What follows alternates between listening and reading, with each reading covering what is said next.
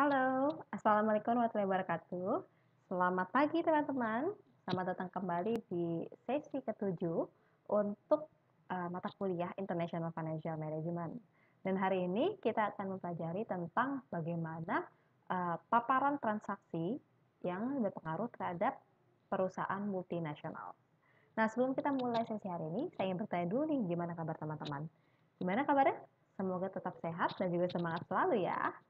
Oke teman-teman, seperti biasa, untuk setiap sesinya kita akan mulai terlebih dahulu dengan pemaparan singkat dari saya mengenai materi untuk minggu ini.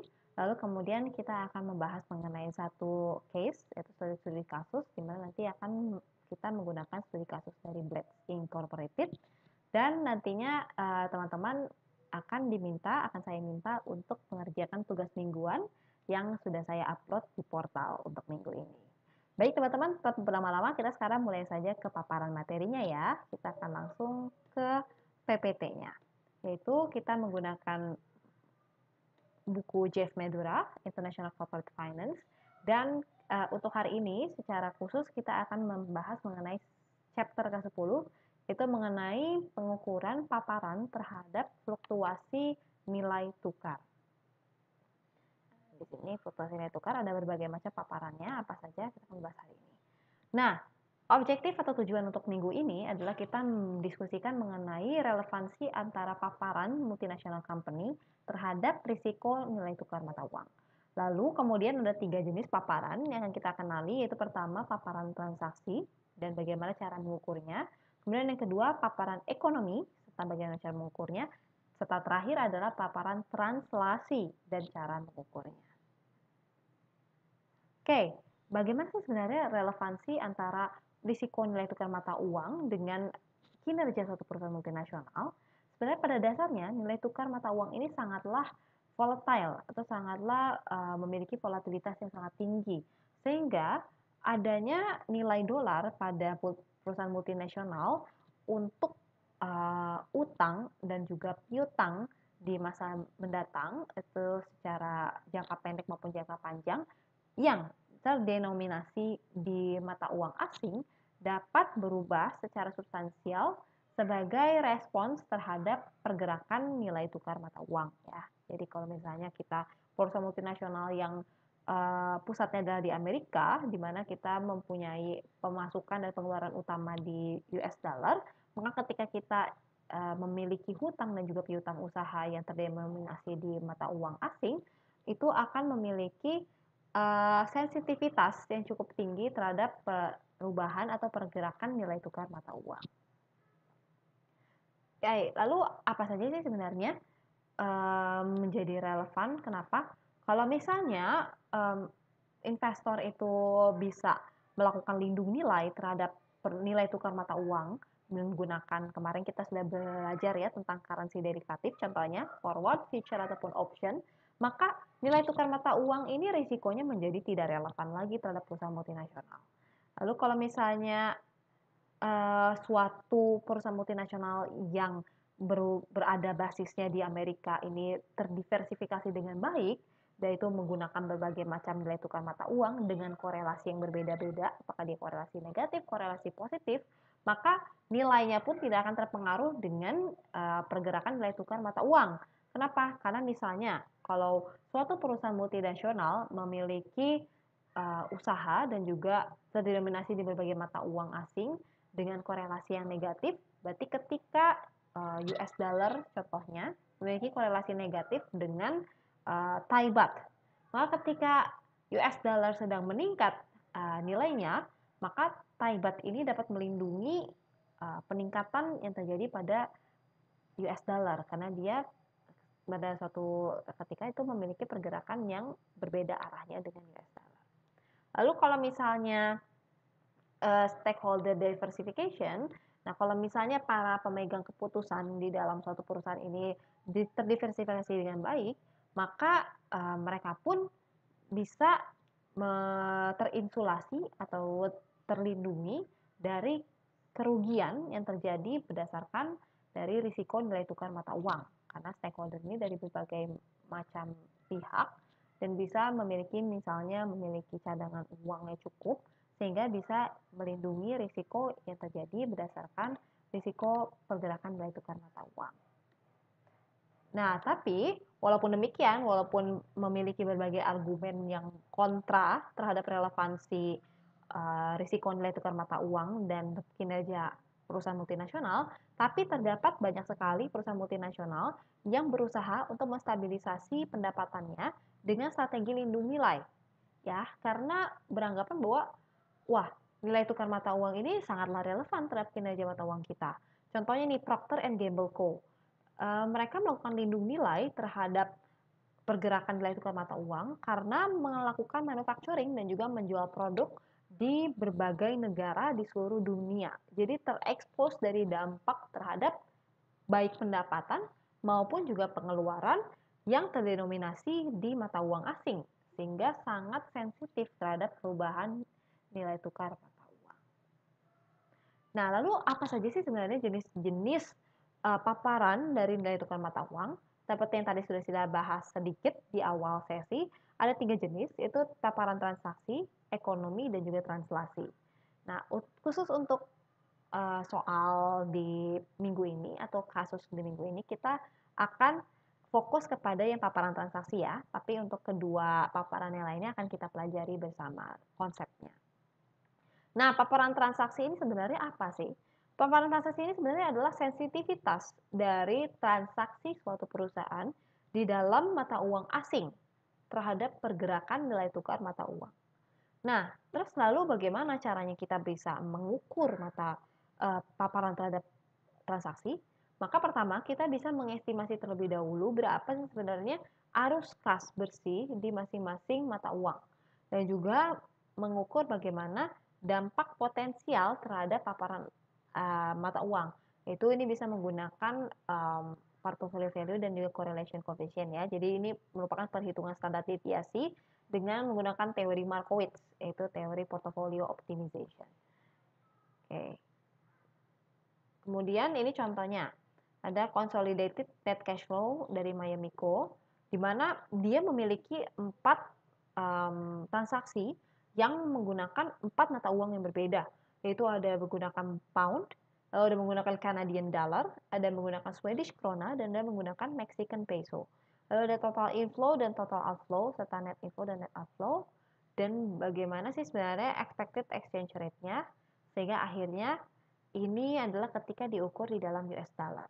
Kalau di sini bisa kita lihat secara total dia masih positif ya, karena ditambahkan masih positif. Nah, kalau misalnya ada perubahan, ada risiko perubahan nilai tukar mata uang, ini ada range-nya nih, dari nilai tukar mata uang yang memungkinkan di akhir kuartal. Yaitu kalau misalnya British Pound antara 1,4 sampai dengan 1,6 dolar, Canadian dollar 0,79 sampai 0,81, Swedish krona dari 0,14 dolar sampai dengan 0,16 dolar, dan Mexican peso dari 0,08 sampai dengan 0,11 dolar. Maka yang bisa kita lakukan adalah mengakses, yaitu range-nya ini berapa nih, range dari inflow atau arus kas masuk dan arus kas keluar itu berapa. Jadi kita belum bisa mengetahui secara pasti itu berapa sebenarnya arus kas masuk dan arus kas keluar di dalam US dollar-nya. Jadi ada risiko ya, apakah dia akan lebih tinggi atau lebih besar, atau lebih rendah. Nah, ini ada pengukuran dari currency volatility. Biasanya volatilitas dari nilai tukar mata uang itu menggunakan standar deviasi. Ya tadi rumusnya itu ya, menggunakan teori portofolio. Lalu volatilitas dari mata uang selama dari waktu ke waktu itu tidak, saya tidak akan bilang tidak selalu, tapi kemungkinan besar tidak konsisten dari satu periode waktu ke periode lainnya. Seperti contohnya ketika periode krisis, biasanya ini akan lebih volatile pergerakan dari nilai tukar mata uang. Nanti ada datanya, gimana sih antara krisis dengan yang sebelum krisis atau yang tidak dalam krisis.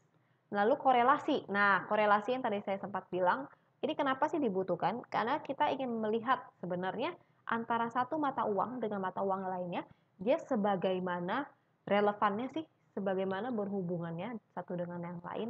Apakah dia positively correlated atau secara positif berkorelasi, atau dia secara negatif berkorelasinya, jadi bertolak belakang pergerakannya.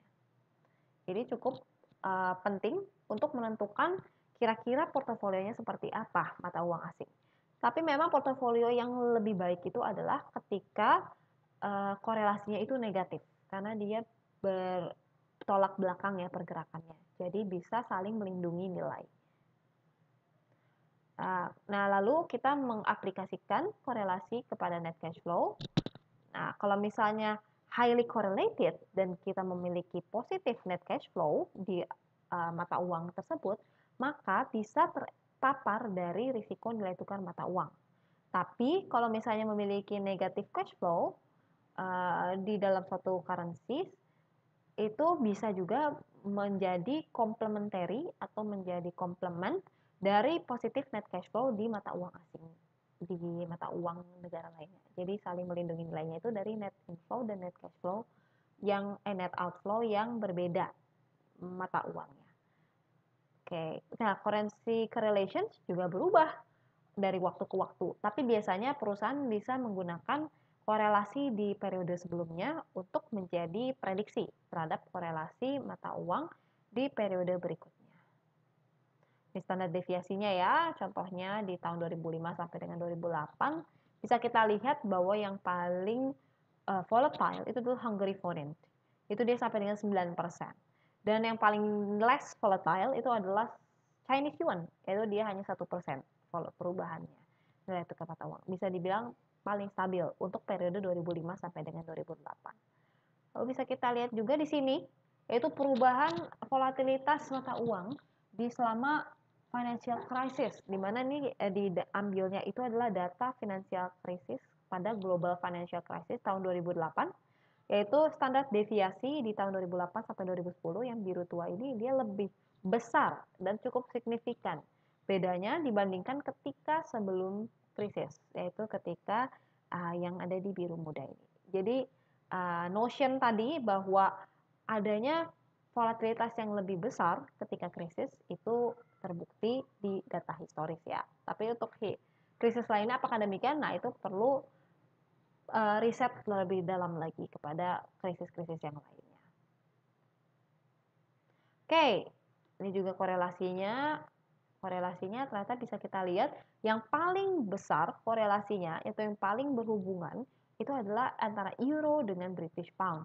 Dia hampir satu ya, 0,91 dolar. Jadi kalau untuk portofolio mungkin bisa dipertimbangkan kalau memiliki British pound dan euro, apakah cukup baik atau tidak, itu bisa dipertimbangkan oleh perusahaan multinasional. Sedangkan yang tidak berkorelasi, maksud saya bukan tidak berkorelasi, yang berkorelasi paling rendah itu adalah antara yen dengan Canadian dollar. Jadi dia tidak cukup saling berhubungan antara pergerakan satu dengan yang lainnya. Oke, ini dampaknya dari cash flow dan juga korelasi condition. Kalau misalnya ada jumlah yang sama antara net inflow atau arus kas masuk di antara dua mata uang berbeda dan dia sangat berkorelasi tinggi, itu maka paparannya akan tinggi. Tapi kalau misalnya slightly positif, jadi tidak berkorelasi cukup tinggi, maka exposure-nya dia moderate. Tapi kalau misalnya negatively correlated, jadi korelasi negatif, berarti paparannya akan menjadi rendah terhadap risiko nilai tukar mata uang. Lalu kalau ada arus kas di satu mata uang dan arus kas masuk satu mata uang dan arus kas masuk keluar di mata uang lainnya dengan jumlah yang sama, sedangkan mereka sangat berkorelasi, jadi korelasi sangat tinggi, maka paparannya pun menjadi rendah. Jadi kalau misalnya perusahaan ingin melakukan perlindungan terhadap paparan transaksi, maka bisa menggunakan cara yang dua ini ya. Apakah dia menggunakan arus kas yang sama, arus kas masuk yang sama di antara dua mata uang yang secara negatif berkorelasi, atau arus kas masuk di satu mata uang dan arus kas keluar di mata uang asing yang lainnya dengan jumlah yang sama dan dengan korelasi yang tinggi antara satu mata uang asing dengan mata uang lainnya. Maka itu bisa menyebabkan paparan transaksinya menjadi rendah. Nah, kalau economic exposure-nya apa? Adalah sensitivitas dari arus kas perusahaan terhadap pergerakan nilai tukar mata uang. Dan biasanya ini di-refer sebagai operating exposure. Jadi biasanya dari apa sih? Terhadap apresiasi atau penguatan mata uang domestik dan juga terhadap depresiasi juga atau pelemahan dari mata uang domestik. Jadi ya, kalau misalnya perusahaan yang terpapar economic exposure itu adalah kalau misalnya memiliki kontrak untuk mengekspor produk di mana dia telah setuju untuk menerima dalam bentuk euro, dan ketika euronya melemah maka akan menjadi subjek terhadap paparan ekonomi. Lalu kalau misalnya impor yang dari harganya Mexican peso, berarti ketika pesonya meningkat dia akan subjek terhadap economic exposure. Jadi kalau misalnya akan menerima pemasukan dari mata uang lain, mata uang asing, dan ketika mata uang asing tersebut melemah, subjek dari economic exposure. Tapi kalau ketika kita akan membayar dari mata uang asing, dan ketika mata uang asing tersebut menguat, maka kita menjadi subjek terhadap economic exposure. Oke, ini nanti teman-teman bisa baca sendiri bagaimana kira-kira dampak dari local currency appreciation terhadap transaksi dan bagaimana depresiasi terhadap transaksi. Nah, kalau kita mau mengukur economic exposure, bisa menggunakan sensitivity analysis, juga bisa menggunakan analisis regresi, yaitu persentase perubahan di inflasi, adjusted cash flow, dan kemudian persentase perubahan di direct exchange rate, lalu ini adalah error term, dan ini intercept, dan ini slope coefficient. Regresi sederhana ya. Oke. Nah, ini contohnya, teman-teman bisa pelajari bagaimana sih dampak dari perubahan exchange rate terhadap cash flow di Madison Co. Oke, terakhir translation exposure, yaitu exposure atau paparan terhadap laporan keuangan perusahaan yang terkonsolidasi dari adanya fluktuasi nilai tukar mata uang. Jadi ini kalau translasi ini paparannya terhadap laporan perusahaan yang terkonsolidasi ya teman-teman ya, yang memiliki subsidiaries di foreign country atau dilakukan oleh foreign subsidiaries atau menggunakan accounting methods yang berbeda denominasi mata uangnya. Oke, nah ini yang berhubungan ini kalau misalnya kita menggunakan GAAP itu adalah di FASB 52, yaitu functional currency dari suatu entity adalah currency di mana lingkungan ekonomis yang berada tempat entitas tersebut beroperasi. Dan current exchange rate itu adalah digunakan untuk mentranslasikan aset dan juga hutang dari entitas asing, entitas di negara asing, dari mata uang negara asing kepada mata uang lokal. Dan nantinya ini akan berhubungan dengan apa? Dia akan berhubungan dengan MNC atau multinational company stock price, karena dia sangat berpengaruh terhadap valuasi suatu perusahaan multinasional. Ya, seperti ini ya, misalnya consolidated earnings ketika tahun pertama 17 juta, dia 1,7 dolar EPS-nya, sedangkan di yang tahun kedua menjadi 15 juta, EPS 1,5 dolar, dengan price to earnings yang sama, dia akan memiliki valuasi yang berbeda, ya, karena nilai earnings-nya berbeda setelah terkonsolidasikan.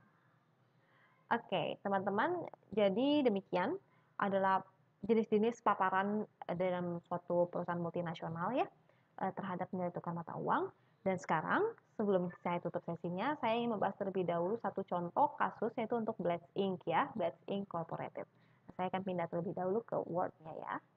Oke, kita sudah sampai di Word-nya, yaitu mengenai assessment dari exchange rate exposure dari Blitz Incorporated. Nah, Blitz, ini sudah kita bahas bersama dari sesi pertama ya, kasusnya, dan ini merupakan continuing case, jadi akan berlanjut terus sampai dengan akhir semester. Nah, Blitz ini pada dasarnya mengekspor rollerblades kepada Thailand dan mengimport dari country tersebut. Dan telah mengkomited untuk membeli 180.000 pasang rollerblades dengan nilai atau harga fix senilai 4.594 Thai baht per pasang. Diimpor juga rubber dan plastik components dari supplier di Thailand dengan biaya kira-kira 2.871 Thai baht per pasang. Dan importnya ini akan cukup untuk memanufaktur 72.000 pasang rollerblade. Lalu, Blades juga pernah melakukan bisnis dengan Japanese supplier di masa lalu. Oke, kemudian ingin melihat nih Ben Holt atau Chief Financial Officer dari Blades yang apakah lebih baik kalau misalnya mengimpor komponen dari Jepang secara lebih sering dibandingkan dari Thailand. Nah, kalau misalnya impor dari Jepang, maka itu cukup untuk melakukan manufacturing terhadap 1.700 pasang dari rollerblades dengan harga 7.440 yen per pasang. Lalu, tapi Holt atau si CFO-nya juga melakukan pertimbangan nih, apakah bisa melakukan ekspansi di negara asing.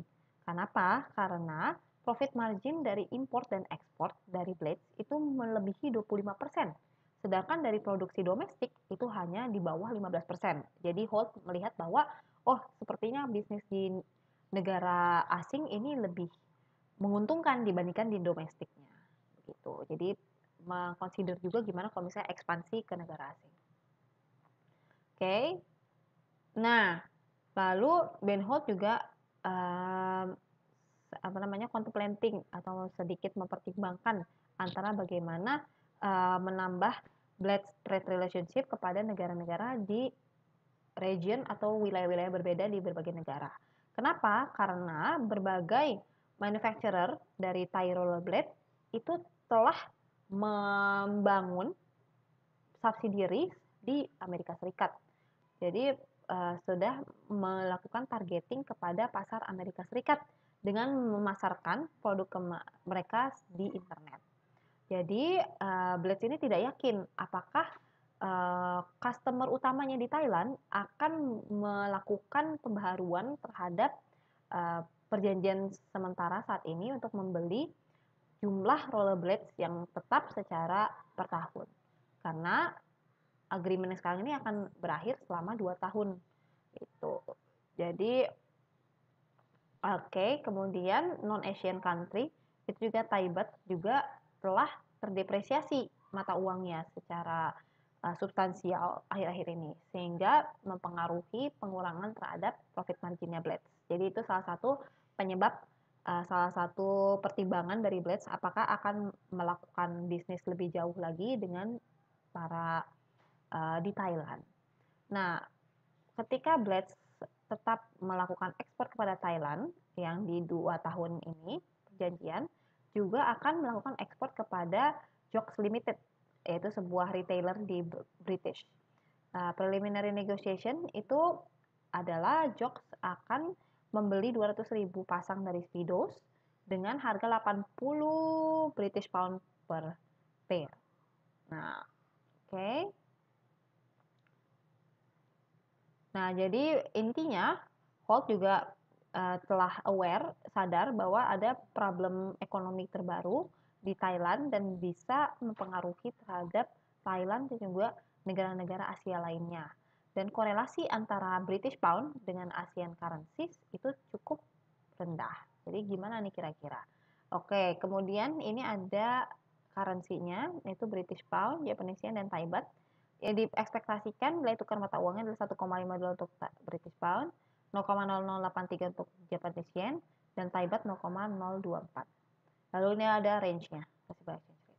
Nah, kemudian kita diminta untuk menjawab beberapa pertanyaan dari Ben Holt. Yang pertama, apa saja sih tipe-tipe exposure yang tersubjek atau yang menjadi subjek dari Blades?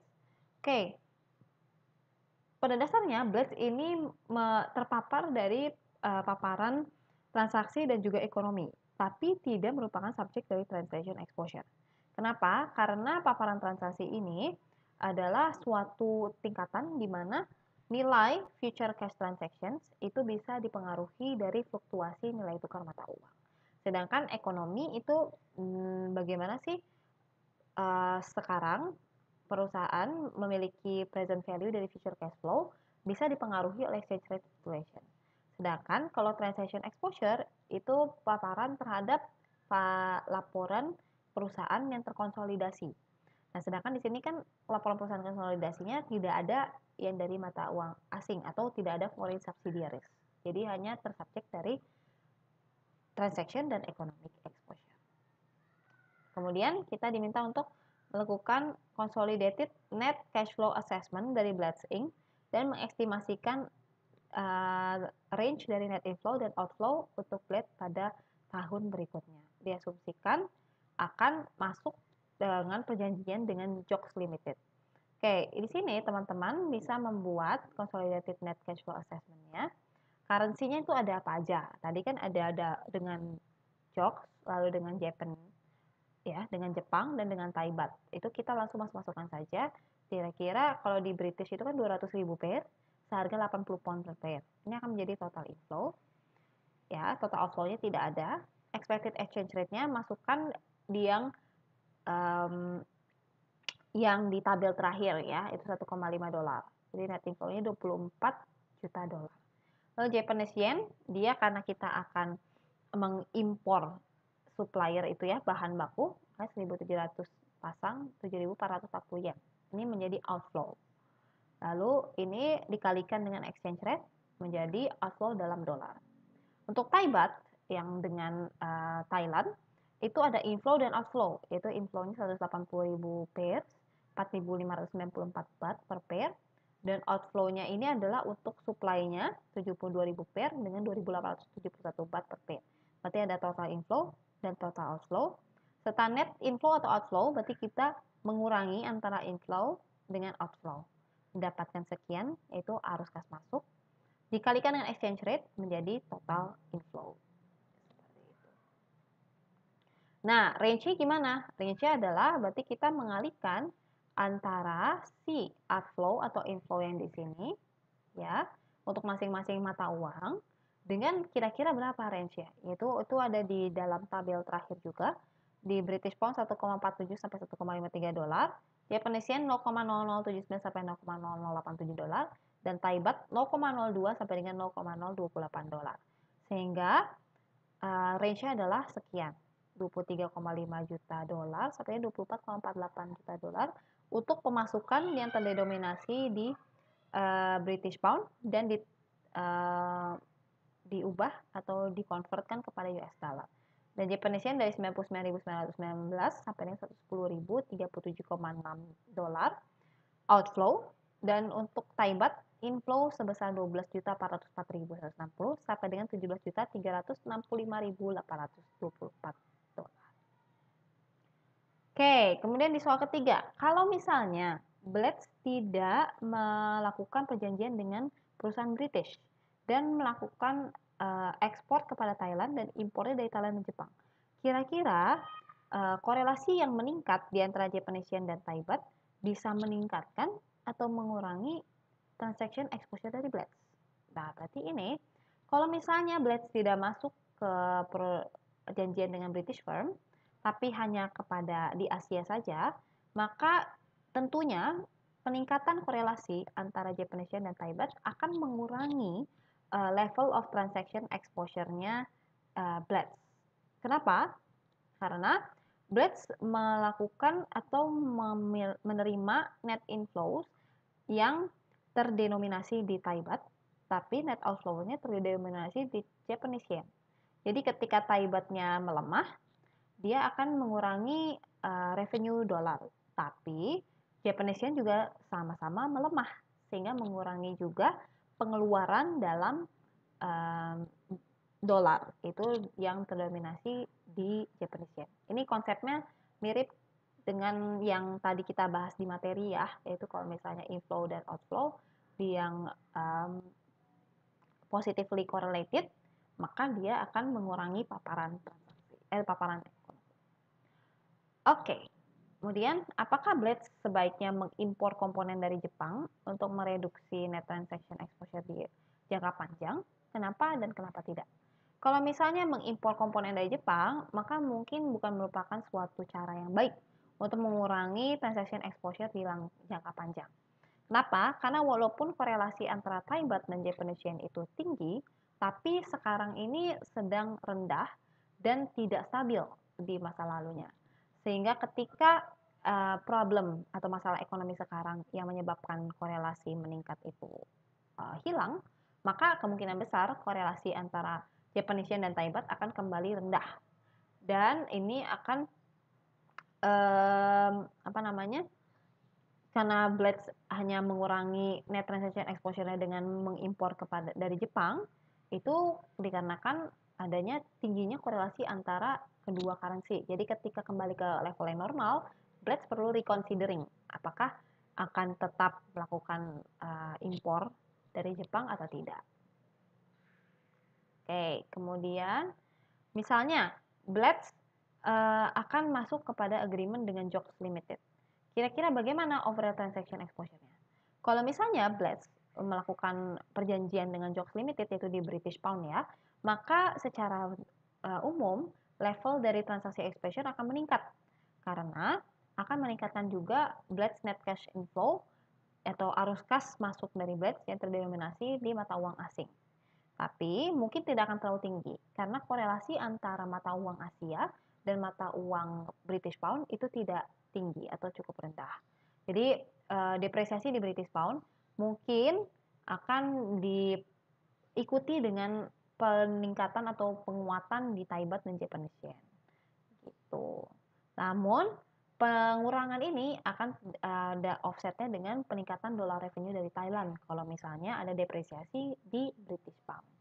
Jadi mungkin transaksi H1-nya tidak akan terlalu meningkat secara signifikan.